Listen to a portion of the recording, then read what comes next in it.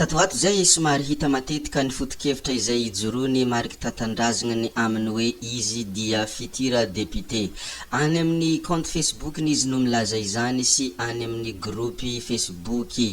Ary matetika lazainy ombienombieny fa izy dia futur député ary hizara zavatra bojo maro isan-karazany ao amin'ny district Bekily Androy. Agnisan'izany hoy mariky tatandrazany fizarana omby bojo, ny ondry bojo sy ny osy bojo ary akoho amamborona bojo.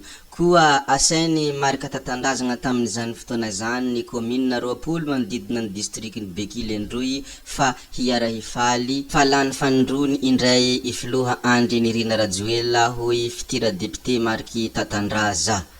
Vao omaly anefa dia nalaza tao amin'ny tambanjotra antserasera Facebook fa voasambotra i marika tatandraza ary nisamborina tao Bekily.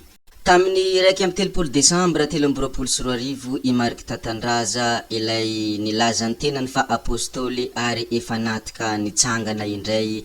Tsy vitany zany ihany koa dia efa nahita izany helo sy paradisa izany raha araka ny fitantarany dia voasambotra tao Bekily ary tena nosamborina raha ny vaovao mihely. Tsara ho marihina mo i mariky tatandraza dia efa nilaza fa ho kandida solombavambahoaka amin'ny fifidianana ho avy ary ahina ho kandida atolotry ny loko volomboasary.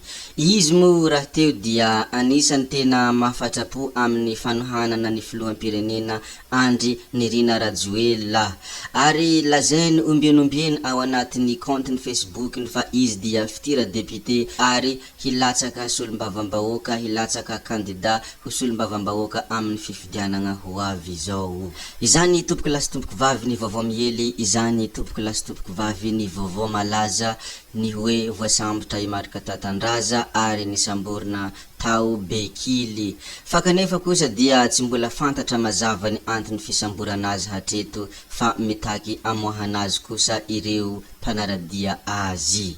Zay ny amin'iny video iny ry tompoko lasy tompoko vavy koa dia mankasitraka tsika rehetra navitany haino ny video hatramin'ny farany ary mbola manasa ianareo hatrany ny hihaino ny video manaraka. Zay fa veloma vetivety gaby oie. Ciao ciao.